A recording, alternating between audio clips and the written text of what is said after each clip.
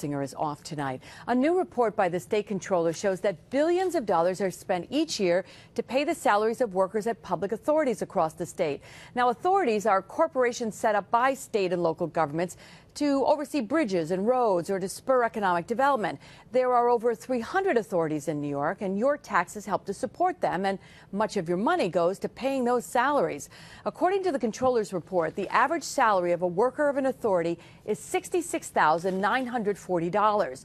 13% of those workers make over $100,000. And you can compare that to the average salary of a state worker, which is nearly $67,000. According to the U.S. Department of Labor, the average salary for a private sector worker in New York is $53,580. Capitol correspondent Pat Bailey looked over the Comptroller's report and spoke with the man who put it together today. He's live in the Albany newsroom to tell us more about what he found out. Pat?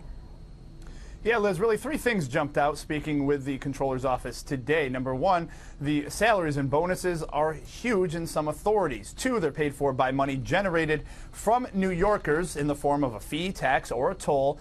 And at the end of the day, the authorities really have all of the authority to pay those big bonuses or raise the fees because they don't answer to the state legislature.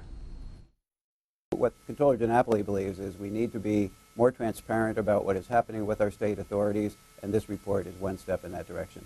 In all, there are 324 authorities in New York State. The Comptroller's most recent report showed $7 billion was paid in compensation and perks last year. In one case, a $340,000 bonus was given to an executive at a Westchester County authority. While state agencies have really been under very tight constraints in recent years, that has not necessarily been the case at all of the public authorities. There's no oversight, very little transparency.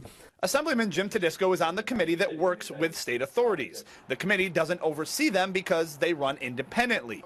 But the people running them were appointed by legislative members and governors. Clearly, we've been talking about oversight, but now we've got to walk the walk. And I think maybe with the Comptroller's report, we'll make some of these changes and give more oversight to elected officials or to the public. Despite the fact no state budget money goes directly to the authorities, all of their revenue is generated by state residents who drive on the Thruway, use the state's ports, and receive power.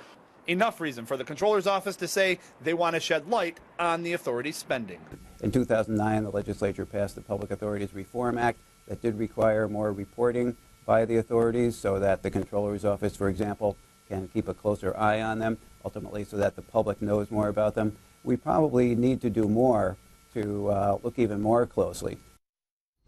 And Mr. Ward at the Comptroller's office, who you just heard from, says this likely will not be the only report that will focus on the authorities and their spending. Now, meantime, Assemblyman James Tedisco, who is on that committee that deals with the authorities, says they very rarely show up to committee hearings with reports or with any information to the committee. He says sometimes the heads of the authorities are called in by the head of the committee, though. Liz? You were talking about that legislation from a few years back that pushed the authorities to be more transparent. Are there any others in the near future that might be in the pipeline? Two, in fact, by Assemblyman Tedisco. He says he has a few of them. Now, one of them would force the Thruway Authority to get permission from the state legislature if they want to raise the tolls on the New York State Thruway. You remember that was a huge deal earlier this year when they talked about raising tolls. And another piece of legislation would force any of the authorities to ask permission from state taxpayers on Election Day via a statewide referendum when they want to borrow more money, thus creating more debt within the authority. Again, those are just proposals right now by James Tedisco. He says that it's going to take some backing, not only from his party, but both houses and obviously the governor to get those approved. All right, we'll see where it takes us. Thanks, Pat. All right. Meanwhile, state officials say New York's unemployment rate has